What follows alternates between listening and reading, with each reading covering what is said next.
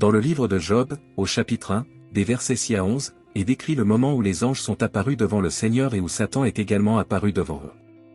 Le Seigneur a demandé à Satan, « D'où viens-tu » Et Satan répondit au Seigneur, disant qu'il errait d'un bout à l'autre de la terre.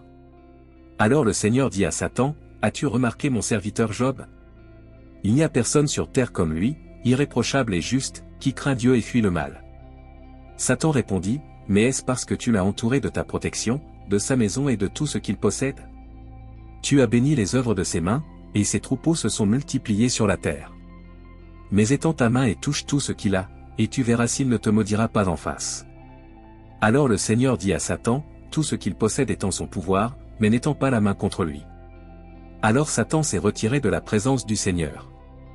Un autre jour, alors que les fils et les filles de Job faisaient la fête et buvaient du vin chez leur frère aîné, des messagers arrivèrent à Job, les informant que les béhufs labouraient et que les ânes paissaient dans les champs, lorsqu'ils furent attaqués et capturés par les Sabéens, qui les tua, les serviteurs avec l'épée, à l'exception du messager qui réussit à s'échapper pour annoncer la nouvelle.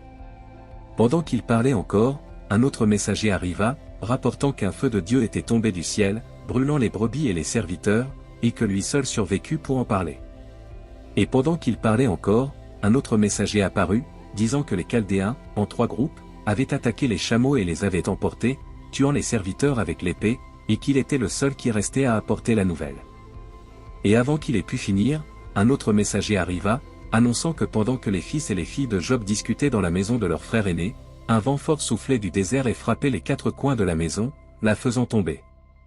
Après que la maison s'est effondrée sur eux et a entraîné leur mort, le survivant a continué son récit en disant, « Je suis le seul à m'être échappé pour vous annoncer cette nouvelle. » Profondément ému, Job se leva, déchira ses vêtements et se rasa la tête.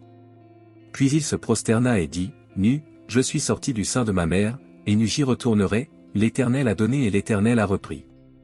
Béni soit le nom de l'Éternel. » Satan, tel que représenté dans ce récit, craint les chrétiens mûrs. La véritable maturité chrétienne se manifeste dans le fait de rester ferme avec Dieu, même lorsque les réponses aux prières ne sont pas celles souhaitées. C'est reconnaître que, tout comme nous sommes venus au monde sans rien, nous en repartirons aussi, et que toutes choses sont soumises à la volonté divine. La maturité chrétienne implique de maintenir la foi, même lorsque le cœur est déchiré par les circonstances.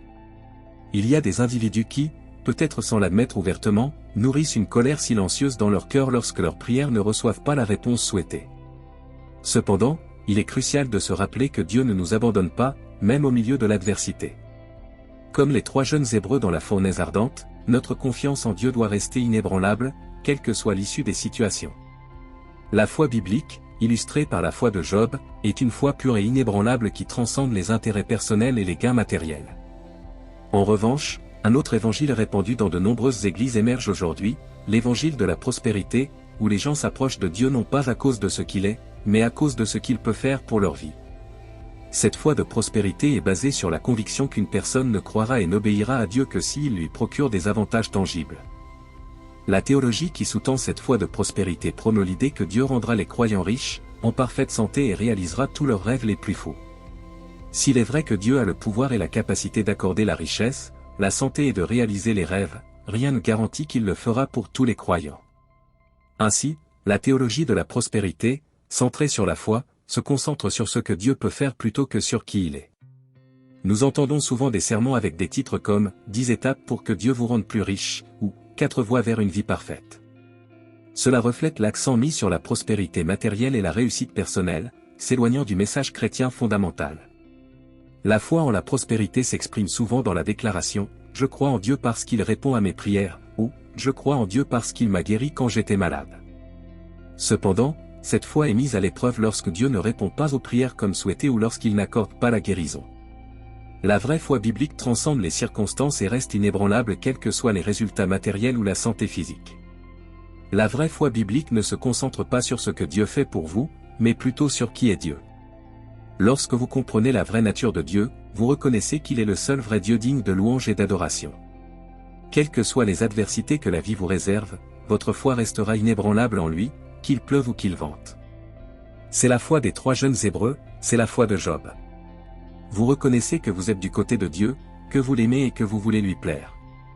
Même lorsque vous échouez, votre cœur aspire à plaire à Dieu. Aujourd'hui, je veux que vous vous reposiez dans votre relation avec le Seigneur. Satan essaie de dépeindre Dieu comme une divinité lointaine et indifférente, lui donnant l'impression qu'il attend de vous juger à la première occasion que vous ne vivez pas une vie parfaite. Mais Dieu est décrit dans la Bible comme amour. Il t'aime inconditionnellement. Satan ne peut pas changer le fait que Dieu l'aime. Cependant, il tente de déformer votre perception de cet amour, vous faisant douter de sa constance. Mais sachez-le clairement, Dieu vous aime. Reposez-vous dans la certitude de l'amour du Seigneur Tout-Puissant. Il te dit aujourd'hui, je t'aime, je t'aime, je t'aime. Satan craint ceux qui comprennent pleinement l'amour de Dieu pour eux. Il craint ceux qui vivent dans l'intégrité et la loyauté envers le Tout-Puissant. Il craint ceux qui reconnaissent qu'aucun événement indésirable ne peut survenir dans leur vie sans la permission de Dieu. Satan a peur des chrétiens mûrs. Mais qui sont ces chrétiens mûrs? Ce sont ceux qui peuvent affronter les adversités de la vie et rester fidèles. Ils ne se livrent pas aux lamentations et à l'apitoiement sur eux-mêmes. Les chrétiens immatures sont ceux qui, au premier signe de difficulté, commencent à remettre en question l'amour de Dieu pour eux. Cependant, les chrétiens mûrs comprennent que Dieu n'est pas inconstant, il ne les aime pas un instant et ne les déteste pas le lendemain. Les chrétiens mûrs ne voient pas Dieu comme un Père Noël prêt à exaucer leurs vœux ou comme un génie dans une lampe qui exauce tous leurs caprices. Ils reconnaissent que Dieu mérite d'être loué et adoré pour sa nature et son caractère. Ils vivent de la conviction exprimée par Job, « Nu, je suis sorti du sein de ma mère, et nu j'y retournerai, le Seigneur a donné et le Seigneur a repris, béni soit le nom du Seigneur. » C'est la position des chrétiens mûrs, ceux qui comprennent la vraie nature de Dieu et restent fermes dans leur foi, quelles que soient les circonstances. Quand Dieu répond à mes prières, que le nom du Seigneur soit béni. Quand Dieu ne répond pas à mes prières, que le nom du Seigneur soit béni. Quand Dieu m'accorde ce que j'ai demandé, que le nom du Seigneur soit béni. Quand Dieu permet que l'adversité se produise dans ma vie, que le nom du Seigneur soit béni. Quand Dieu me protège du mal, que le nom du Seigneur soit béni. Les chrétiens mûrs bénissent le nom du Seigneur en toutes circonstances, qu'ils affrontent l'enfer ou les crues.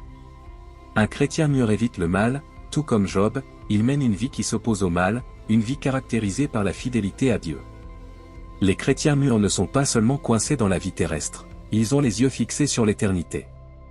Ils comprennent que même 100 ans sur cette terre ne sont qu'une goutte d'eau dans l'océan comparée à l'éternité. Les chrétiens mûrs savent que Dieu les aime et ne les abandonnera jamais.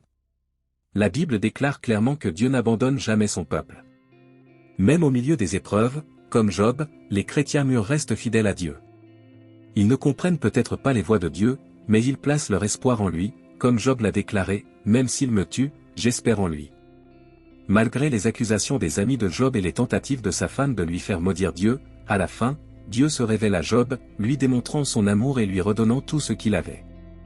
Satan craint les chrétiens mûrs parce qu'ils connaissent l'amour et la fidélité de Dieu.